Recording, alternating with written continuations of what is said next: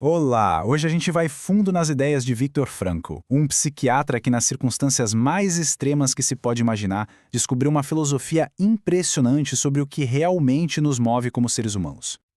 Qual é o sentido da vida? Poxa, essa é talvez a pergunta mais antiga e universal de todas, né? Uma daquelas que filósofos, pensadores e todo mundo quebra a cabeça há séculos para tentar responder. Mas e se a gente estiver fazendo a pergunta errada desde o começo? Pois é, um psiquiatra que viveu o pior que a humanidade pode oferecer propôs uma perspectiva totalmente diferente, que meio que vira essa questão de ponta cabeça. Beleza, então vamos entender isso direito. Para sacar a ideia do Frankl, a gente precisa primeiro olhar para o problema que ele identificou, uma crise de sentido, que para ele era a cara da nossa era moderna. Frankl deu nome para isso: vazio existencial. Ele descreveu como uma condição do nosso tempo. Sabe, aquele sentimento de tá meio perdido, de que a vida parece não ter um propósito muito claro, um vazio por dentro. Tá, mas por que isso acontece? Segundo o Frankl, a gente perdeu duas âncoras.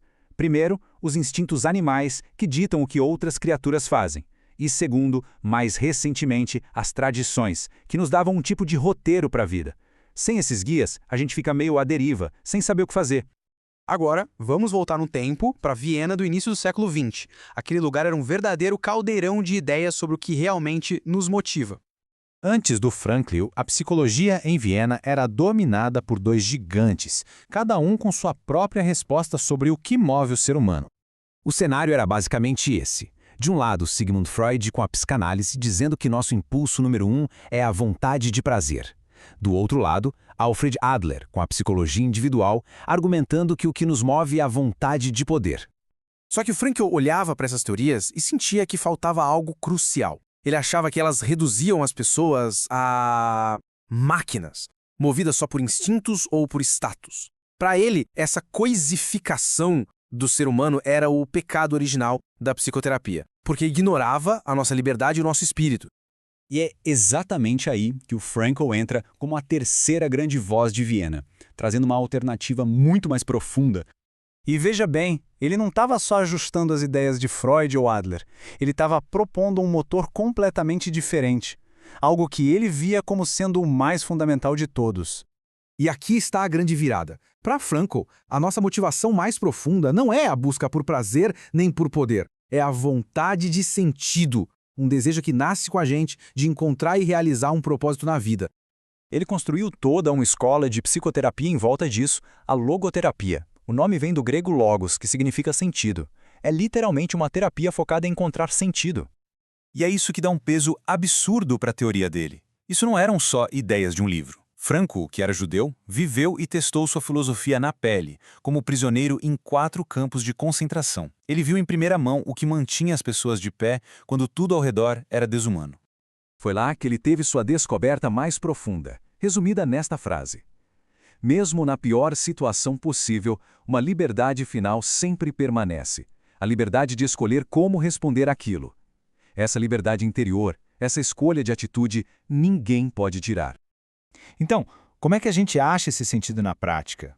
Frankl não deixou isso como uma ideia abstrata, não. Ele apontou 3 caminhos bem claros. As 3 principais vias para o sentido são: primeiro, o valor criativo, ou seja, pelo que a gente dá ao mundo com nosso trabalho e nossas ações.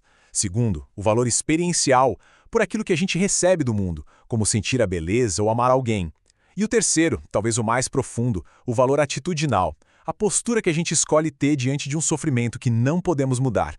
Vamos nos aprofundar um pouco mais nessa terceira via, porque ela é a parte mais desafiadora e, ao mesmo tempo, mais poderosa da filosofia de Frankl. Frankl reconhecia o que ele chamava de tríade trágica da vida: dor, culpa e morte. São coisas inevitáveis. Só que, em vez de nos levar ao desespero, ele argumentava que essas realidades podem ser transformadas em fontes de um sentido profundo. E é aqui que mora o valor mais alto. Quando a gente não pode mais criar e não pode mais ter boas experiências, a maneira como enfrentamos nosso destino, a atitude que escolhemos, se torna a nossa maior oportunidade de encontrar sentido.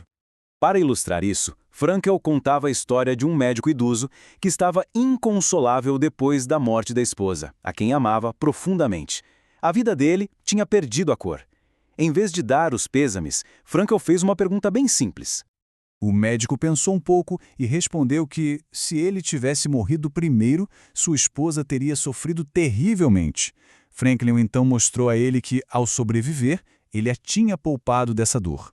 Naquele instante, o sofrimento do médico foi transformado.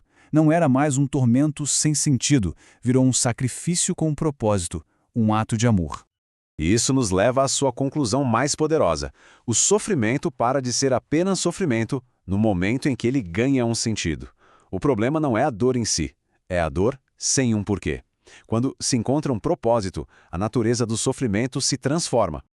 No final, a filosofia de Frankl vira aquela nossa pergunta do início de cabeça para baixo. A questão não é o que a gente espera da vida, mas sim o que a vida espera da gente. A vida está sempre nos questionando, e as nossas ações, nossas escolhas, nossas atitudes são a nossa resposta. A questão que Frankl deixa no ar é: que resposta daremos?